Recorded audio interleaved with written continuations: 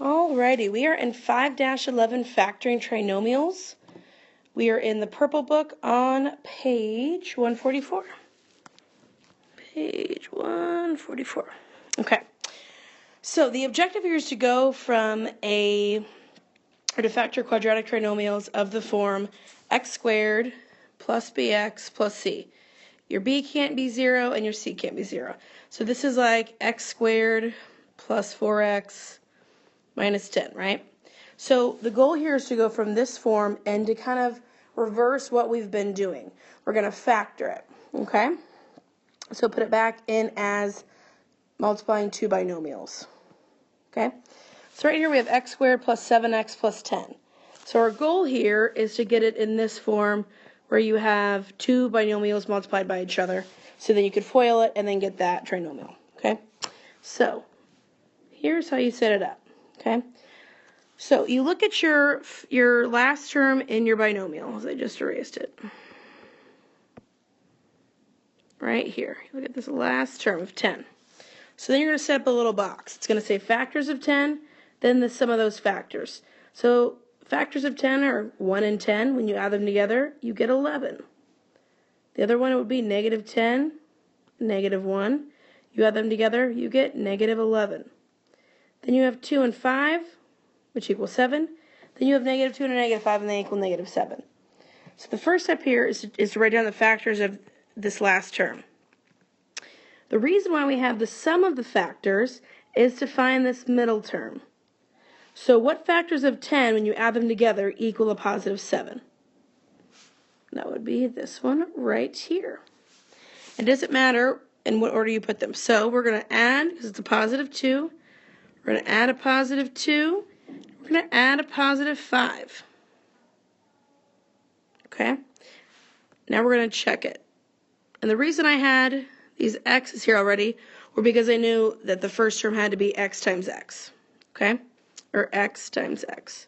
So let's FOIL and check. First is x squared. Outside is positive 5x. Middle, positive 2x. And your last term is a positive 10. Let's simplify it. We did it correctly. Okay? I know it seems like you got to set up a box, you got to do this, you got to do that, but it's really not as bad if you just use this little box. Okay? All right, let's do x squared minus x plus 6. Again, I knew my first terms here would be x and x because our first term in our trinomial is x squared. All right, so again, we look for the factors of negative 6. So the first one could be negative, and again, these don't have to be in any particular order. Negative 6 and 1, which would be negative 5, and you add them together. Then we have a positive 6 and a negative 1, which would be a positive 5. Then we have 2, negative 3. You add those together, you're going to get a negative 1. And the last one would be a negative 3 and a positive 2. Oops, I'm sorry. That would be a negative 2 and a positive 3, which would be a positive 1. Okay? I am looking for two numbers that when you multiply together equal negative 6, which we have right here. And when you add those two numbers together, they're going to equal negative 1, because that's a negative x. So which one, when you add them together, is going to give you negative 1? Right there. So that means 2 and negative 3 go in here. Again, you could put 2 here, negative 3 here, or you could switch it and put, let's do negative 3 and a positive 2 here. And that's it. That's all you're doing. Okay? All right, this next one is a little bit trickier, but not by much at all. Okay? Again, I knew my first terms are x times x. So I need factors of 3y. Okay? I could have, negative 3y, 3y squared. So I could have negative y times negative 3y squared, which when you add them together is going to give you negative 4y. Okay? I could also do 1 and 3y.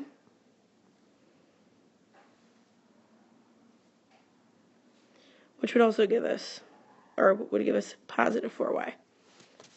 Okay, so again, I'm looking for numbers that when you multiply them together are going to give you 3y squared. Both of these will, but I need my middle term when you add those two terms together to be a positive 4y.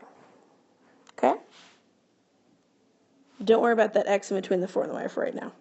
So I'm going to add a positive y here and add a positive 3y here. Okay? Don't worry about this guy yet because he'll pop up shortly. He's going to pop up from after when you FOIL. So our first term here is x squared. Then you have a positive xy. So x squared, positive xy. You have a positive 3xy. Then your last term is a positive 3y squared.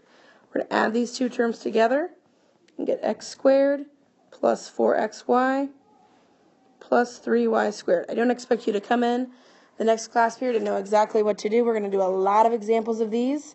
A lot. I just want you to get the notes out of the way and get some of these examples in first. Okay? The last thing I want you to know, prime polynomials, you've seen this before, cannot be factored over the integer. So, no numbers or no factors of 8, when you add or subtract them together, will give you 3. So that's why this is a prime polynomial. All right, now I just want you to